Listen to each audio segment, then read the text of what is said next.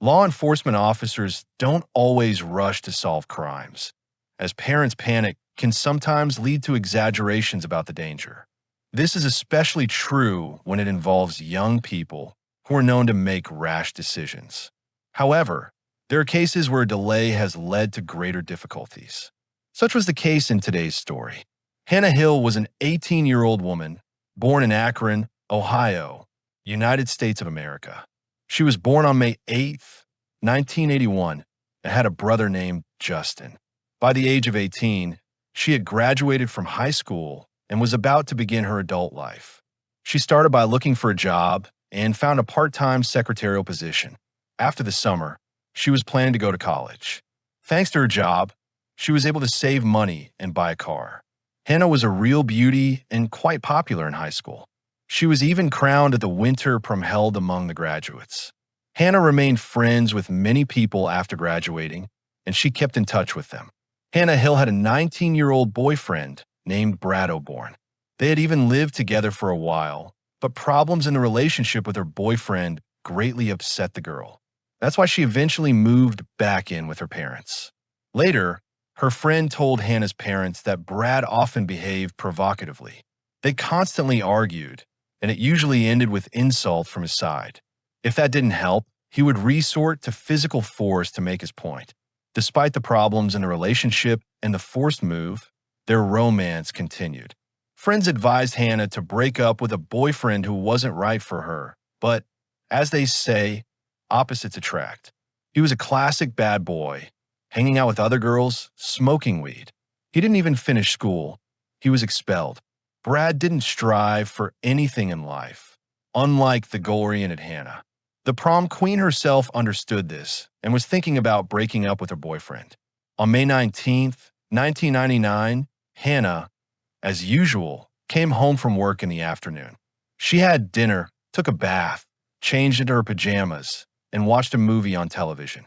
The girl wasn't going anywhere. Hannah was getting ready for bed. It was around 9 p.m. After that, her friend Jennifer called the girl's home phone. She wanted to know how Hannah was doing. They chatted, and then Hannah suddenly changed her plans. She changed clothes and left the house around 10 p.m. The young graduate told her mother that she was going out on business and would be back later. She looked worried and quickly ran out of the house, so her parents didn't have time to understand anything and ask her about it. It seemed to them that the phone call from her friend had alarmed her. But since her daughter was already grown up and often stayed overnight with her boyfriend or friends, this didn't cause them any concern. At that moment, they didn't think that they were seeing their daughter alive for the last time. However, when the parents woke up in the morning, they realized that their daughter hadn't come home at the appointed time. But this wasn't anything out of the ordinary either, as Hannah could have overslept or been delayed with friends. There was no reason to panic yet until the girl's employer called later and reported that she hadn't come to work. This already caused concern because such behavior was atypical for a girl who valued her job. The parents began texting their daughter, but she didn't respond. They waited until the evening, but they still couldn't find out where their daughter was or if she was okay. After accusing all her friends and boyfriend, the parents found out that no one had seen Hannah. So, on the evening of May 20th, they contacted the police, reporting her disappearance. In addition to describing the girl herself, the father and mother provided information about her car, which was also not in the family's home parking lot. She had probably left in it. However, the police did not launch an investigation, deciding that the missing girl would go out and return on her own and put the statement on the back burner. Very often, in such situations, law enforcement officers do not pay due attention to such statement from parents because the behavior described is characteristic of many young people. They may go out for a walk or run away from home due to a quarrel and then return. However, this time, Hannah's mother and father, as well as her friends, felt that something was wrong and that everything was serious. Hannah vanished into thin air, leaving no trace and cutting off all contact. Realizing that the police weren't prioritizing the investigation and search efforts, her parents took matters into their own hands. Their first move was to reach out to Hannah's boyfriend again. However, He claimed to have no idea of her whereabouts, just like everyone else. He explained that he had also been trying to get in touch with her, but Hannah wasn't responding to his messages. Following this, the parents started questioning mutual friends of Hannah and her boyfriend. Among them was Danny Ross, who was 20 years old at the time. However, he gave the same response, stating that he was unable to reach the missing girl despite numerous attempts. 2 days passed in these impromptu searches, yielding no new information. Meanwhile, it turned out that witnesses had contacted the police about finding the girl's abandoned car on the side of the road. The car was only a few miles from Hannah's home. The witnesses reported that the car looked suspicious, as it hadn't been used in over 2 days. But, as noted, law enforcement officers didn't pay sufficient attention to the missing girl's parents' statement. For this reason, other police officers weren't aware that the car's owner was missing, so they couldn't even connect the make of the 1996 Geo Prism, which the missing girl drove, with the information provided by the witnesses. In the end, a patrol officer was simply sent to the scene to issue a parking ticket, and he took no further action. The next day, Hannah's boyfriend went to the police station where the missing person report was filed. He was outraged that the detectives hadn't even begun an investigation or search for his girlfriend. The young man demanded that they take active measures. After speaking with him in person, the police reviewed the parents' report of Hannah's disappearance and decided it was time to start searching for her. They also noticed that Brett O'Born was heavily scratched. He was questioned about these marks, but the boyfriend replied that he and Hannah had argued shortly before her disappearance because of his infidelity. She had attacked him at that moment. It didn't seem too serious, but it appeared suspicious to law enforcement. Nevertheless, no evidence or connection to the disappearance was found. The girl's boyfriend left the police station without any trouble, but his visit did indeed help. It managed to push the investigation forward. Information about Hannah's disappearance was made public in the media. The police hoped to find witnesses who could provide any information about the missing young woman. As a result, several people contacted the police station with information that they had seen Hannah's car. It was the same car that had been sent to the patrolman to issue a parking ticket shortly before. By May 26th, it had been parked on the side of the road for a week, but no one had appeared or even been informed to pick up the car. Finally, on that same day, several officers were dispatched from the station to check the car. They arrived at the abandoned vehicle at 7:30 a.m. The car showed no signs of attempted break-in or theft. After that, the officers tried to open the car. When they lifted the trunk lid, they saw a gruesome discovery inside. Hannah Hill's body was found in it. This was reported in the news the same day. The body was in poor condition, having been in the car trunk for a week in the heat. Hannah was unclothed from the waist down, a bra was pulled over her neck, and her shirt was pulled up. Her knees were bent and spread apart. The police immediately suspected that there was a sexual motive in this crime. The girl was covered in bruises, scratches, and cuts. She was severely injured, which indicated an active struggle. Hannah's pager and car keys were found near the body. Many residents were extremely dissatisfied with the unprofessional manner in which law enforcement officers had handled the parents' report of the girl's disappearance and failed to circulate information about her and her car. Ultimately, Hannah remained in the trunk of her car for an entire week. Even the patrol officer who arrived to issue a parking ticket failed to check the vehicle or attempt to contact the owner. This could have led to the discovery of the body much sooner than it actually occurred. Although a check would have taken only 10 minutes, a time frame which officers who arrived later used, the patrol officer ignored everything and did not inspect the suspicious car.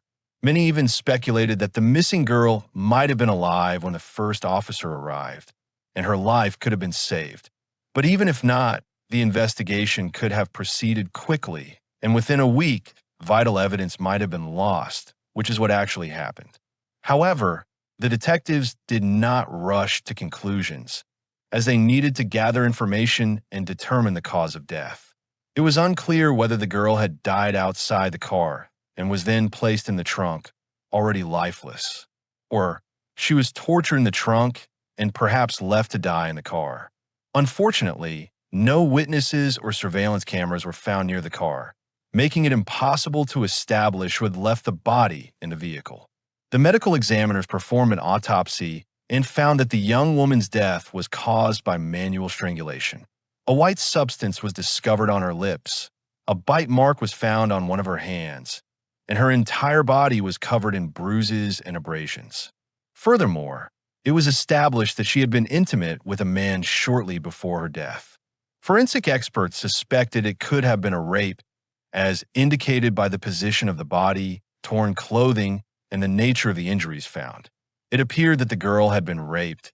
She resisted and was strangled, and then was dumped in the trunk as if the perpetrator showed disrespect towards her. A toxicology report revealed a small concentration of alcohol in her system, although she left home completely sober, meaning she had consumed a small amount of alcohol somewhere. The detectives consider the victim's boyfriend as the primary suspect, as partners are often involved in such cases. In addition, they knew that he had suspicious scratches on his body when he came to the station. Hannah's parents also suspected him of being involved in her disappearance. They had never liked this guy.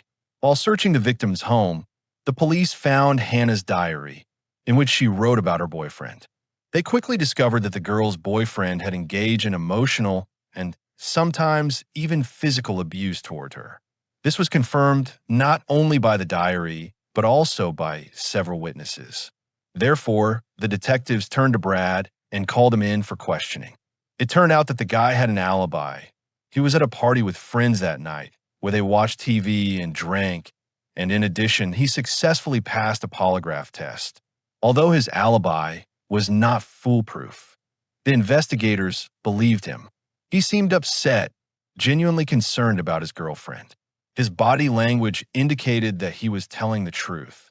The investigators obtained recordings of Hannah's phone calls that evening and learned that she made 4 calls from the home phone, 1 to her friend, 2 to Brad, and another to a guy named Danny Ross, who was a friend of her boyfriend Brad. After that, the police checked the victim's pager. It turned out that she had sent several messages to her friends on the night of the disappearance. Among them was again the 20-year-old Danny Ross, whom Hannah mentioned in her diaries. As it turned out, they had become close recently and communicated frequently, but Hannah's friend claimed that this was not related to the development of a romantic relationship. The reason for their closeness was that Danny's house was a party spot, as he lived alone without his parents, and they could have fun as much as they wanted. They communicated simply as friends. The police began to consider this friend, Danny Ross, as a suspect in the murder because he could have been the last person to see Hannah alive. Friends said that Danny could be quite aggressive. In addition, he always got what he wanted, and he could act in a very rude way to achieve this. It was discovered that the guy had problems with the law, as he was caught 2 weeks before the girl's disappearance while attempting to sell illicit substances for $500. Danny immediately pleaded guilty to possession and sale of substances. On May 26th, he received a suspended sentence for his offense. The police went to Ross's residence to question the young man and determine his potential involvement in the disappearance and murder of a young, beautiful woman. Investigators met Danny with his arm in a cast. Also, surprisingly to everyone, he was on the phone and told the police officers that he had an attorney on the line. The detectives were very surprised, since at that point he wasn't even considered suspect. Danny said that he injured his arm in a fight a few weeks earlier. In his discussion with the officers, he mentioned that Hannah had come to see him around 11 p.m. on the night she disappeared. In addition, the young man provided a lot of new information that he had not previously shared during the interrogations related to the investigation. The detectives found this fact suspicious, so they took him to the station for a more detailed interrogation. Here, he said that he had talked to Hannah at length that night about her boyfriend. The girl came to see him upset and unhappy with her relationship with Brad, complaining and seemed ready to break it off completely. After a long conversation, they kissed. Then the girl left around 1:30 in the morning, and he never saw her again. She was completely sober. They did not drink, and it did not seem like she was interested in him. And he was also in love with the beautiful Hannah. He hadn't told anyone, except the police, about this kiss. Of course, he might have been afraid of her boyfriend's anger, but the detectives took his silence as withholding information. It was strange that a guy who was in love and could have become Hannah's new boyfriend did not help find the missing girl when he had a chance. Against this backdrop, the police decided to search the suspicious Danny's house as soon as possible, so they had to get the appropriate warrant at the station. Early in the morning of May 27th, 15 police officers arrived at the suspect's house. On the second floor, they found numerous traces of blood. These were very small spots, which the homeowner could not explain clearly, and it looked very alarming. Blood samples were sent to the lab. Outside the house, under one of the bushes, a garbage bag was found. One of the officers thought that women's shoes were peeking out of it. Opening the bag, the detectives found women's pants, underwear, and shoes. All of this was in blood. It was established that the items belonged to the murdered girl, and they had her blood on them. One of the police officers clarified that he heard a noise outside the window as he was going up the stairs. Apparently, at that moment, Danny was throwing the bag with the evidence out onto the street. Based on this evidence, just 24 hours after the discovery of the body, Danny was arrested on suspicion of aggravated murder. However, the young man did not admit his guilt. His father hired the best lawyers in the city to represent the younger Ross in court. The defense attorneys thoroughly examined the case files and the evidence on which the investigation was based. By this point, a comprehensive analysis of the collected materials had been carried out. In addition to Hannah's own DNA, Danny's traces were found in the garbage bag. The white coating on the girl contained traces of his DNA, and the bite on her neck completely matched the cast of the suspect's teeth. Male fluid was found on the deceased body, but it was not suitable for analysis after a week of being there. This confirmed that sexual contact had taken place. The detectives believed that the guy had not only killed her, but had also beaten her beforehand, forced her to obey, and raped the girl. However, the lawyers argued that the presence of Danny's DNA on the lips, as well as a similar bite, was not proof that he killed Hannah. It only meant that they had been in contact, maybe they had been intimate. In addition, the defense pointed to the initial negligence in the work of the police officers, because of which they actually ruined the investigation. Instead of finding the missing person within hours of the parent's statement, they waited a whole week. Now, according to the lawyers, in order to hide their negligence in this case, they're trying to blame the first person they meet. At the same time, the detectives did not just accuse the young man of murder, but also decided to prosecute him for rape, which was an aggravating circumstance.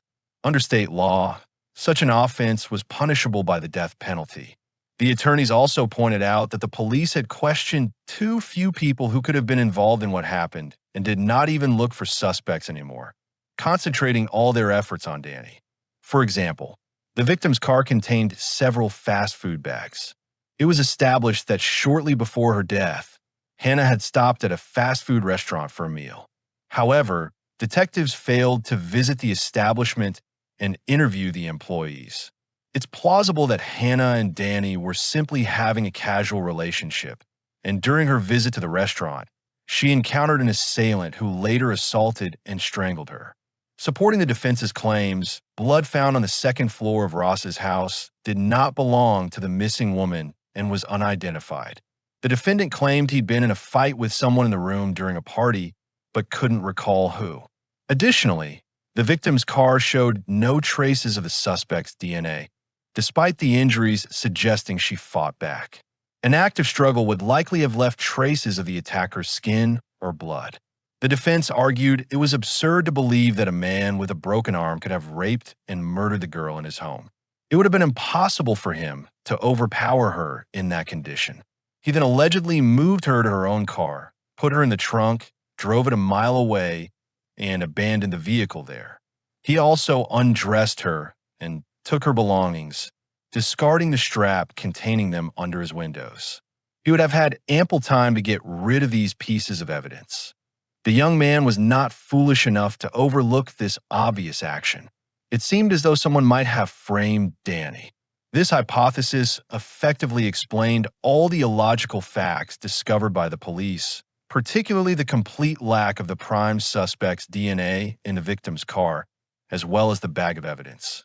Nevertheless, investigators believed otherwise. They were convinced that Danny was behind the crime because of his obsession with Hannah. And the moment the police arrived at his house, he threw a bag of evidence out the window because he couldn't think of another way to dispose of it. Danny, in turn, insisted that he did not throw the bag out the window. No fingerprints were found on the bag, and it did not match any of the trash bags he had in his home. The police did not check the temperature of the bag and could not say whether it had been outside for a few minutes or several hours.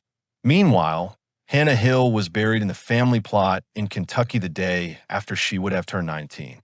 The trial of Annie Ross began on October 17, 2000. Hannah's friend, Jennifer Edwards, was the first to testify.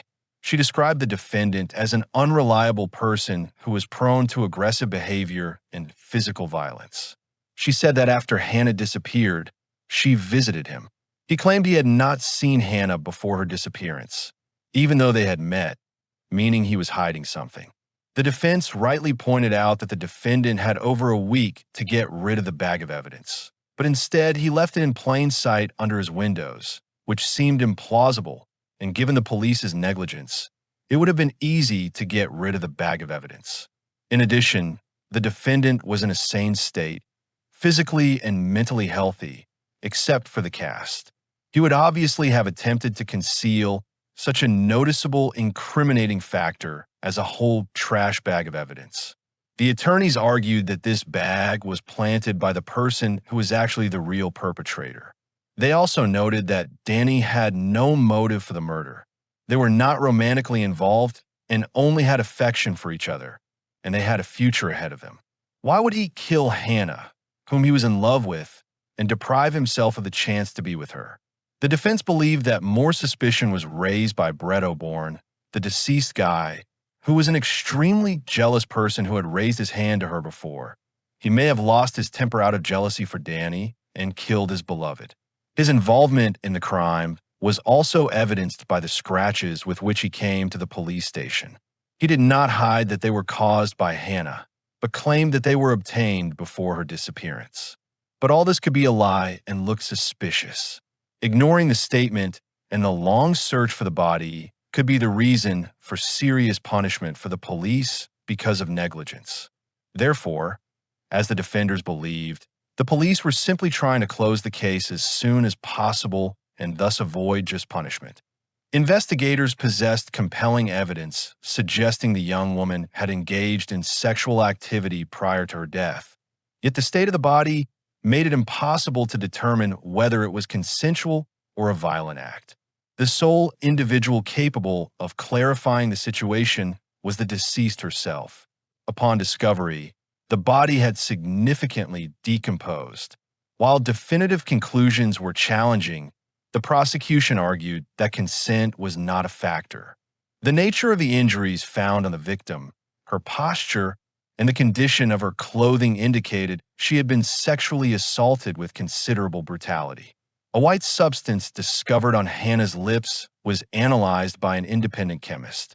The results showed that the substance was a common compound. It was suspected to have originated from Danny's plaster cast. However, a hired specialist explained that a similar material is also used in car trunk liners and other products, so there was no way to definitively determine that Danny left the traces. At this juncture, the defense fought to prevent Danny Ross from being charged with sexual assault, as this aggravating circumstance could have led to the death penalty under state law. While a lengthy prison sentence was likely for murder, the accused would at least survive. Danny denied any sexual involvement with Hannah. The jury was perplexed at this point, believing the evidence packet found near the house seemed highly implausible. Danny was of sound mind, making it difficult to understand why he would keep the victim's clothing near his home for a week. Moreover, throwing an open packet from a second-story window would likely have caused it to spill out, but the trash bag was neatly arranged, as if deliberately placed and open to draw the attention of investigators. Many jurors believed that the real killer was responsible. In any case, even those against the accused agreed that the evidence was insufficient to convict him of murder with aggravating circumstances. As the jury deliberated, a note was passed to the judge. It stated that one of the jurors had reviewed Hannah's case materials before the trial began. Legally, jurors are not permitted to familiarize themselves with external information, as it could lead to bias and influence other jurors. For this reason, the trial was declared a mistrial. It was scheduled to be retried with a new jury. However, documents declaring Danny Ross not guilty of sexual assault had already been signed, meaning he could not be retried on the same charge. The jury was dismissed, and Ross was temporarily released on probation after serving a year in custody. The prime suspect was eventually sentenced to 25 years in prison after he assaulted and raped another woman, 32-year-old Jennifer Tittle, with a knife. He severely beat her, breaking her collarbone and jaw, and she pretended to be dead to make him leave. She immediately contacted the police. It is unknown whether he would have killed her had he noticed signs of life. Investigators believed she was extremely fortunate. Jennifer's physical characteristics were very similar to the deceased Hannah. Following this, the discussion of Hannah Hill's murder was rekindled with renewed intensity. Despite the fact that the man could not be tried twice for the same crime, sexual assault, he could be tried for murder due to the new circumstances. A new trial took place. The only thing was that he could not be sentenced to death. In court, in addition to the old evidence and witnesses, new ones were discussed. In particular, Danny's former girlfriends testified that he had pressured them into rough sexual encounters and used violence. Common friends of Danny and Hannah testified that the defendant was obsessed with the deceased. After the discovery of her body, Danny boasted that he had slept with her and strangled her. Also present was Brett, the boyfriend of the deceased, who held himself responsible for her death, as he was the one who introduced Hannah to Danny, who brutally murdered her. In the retrial, the prosecution's case was considerably stronger. DNA technology had advanced significantly in the years since Hannah's death, allowing experts to find Danny's DNA in blood droplets on Hannah's trousers and underwear. Danny's DNA was discovered under the fingernails of Hannah's left hand, and his DNA was also found on the victim's t-shirt. A witness was located who saw Danny Ross throw something out of his apartment window, after which the police discovered a package containing the victim's clothes outside. The witness also reported hearing screams from Danny Ross's home on the night of the disappearance and was certain that he had raped and murdered the girl. The witness had even listened to a phone conversation in which they discussed Hannah, with Danny admitting to someone that he had done it and that Hannah was dead. The police presented photos from Danny's home, showing at least 12 beer bottles in his living room. It was likely that he had been drinking that night and given Hannah alcohol as well. Also discussed in court was his attack on Jennifer Tittle, who miraculously survived. She even testified in court. According to the victim, they met at a bar, drank several beers at the bar, and she invited him and his friends to her house. However, when they returned, Jennifer felt unwell and asked everyone to leave. Everyone left except Danny. He went to the bathroom upstairs. After a while, Jennifer went to check on Danny, who was missing. Danny attacked her. He stabbed her in the face and dragged her to the foot of the stairs. He beat her so hard that he broke her jaw and collarbone. Danny threatened to kill her and her children if she resisted. Jennifer tried to escape, but he started choking her from behind. The man raped her, threatening her with a knife, and then continued to choke her. Jennifer stated that she could not breathe and lost consciousness several times. She pretended to be dead, and he released her. At that moment, Danny said, "Oh, damn, she's dead again." Danny kicked her a few more times as a final act, but she didn't move, and he left while she called for help. The girl spent 6 months recovering in a hospital. In response to her testimony, Danny stated that it was a lie and that they had had consensual sexual relations. When asked to explain Jennifer's injuries, he said that she must have either fallen or been beaten by someone else, but that he was not involved. Danny's father, Alan, testified in his defense and stated that he was at Danny's house when Hannah came to see him that night. The girl was crying and depressed due to a conflict with her boyfriend. She needed Danny's support. They sat and talked together, and in the middle of the night, the girl left safe and sound. He suspected that Hannah had been attacked by someone on the street, but it was definitely not his son. According to the prosecution's version, on that fateful night, Hannah, upset about a fight with her boyfriend, did come to Danny for support and comfort because she trusted him. The man took advantage of her condition and started harassing her. She rejected him. The prosecutor doubted that Danny's father was in the house because the man lived alone. In light of all these new facts, the evidence seemed sufficient for the jury to find him guilty. As a result, Danny was found guilty of murder and tampering with evidence 13 years after the crime was committed. He was sentenced to life in prison with the possibility of parole after 19 years. By the time he is eligible for parole, he will be 67 years old. And let's discuss this story in the comments. Thank you all and bye.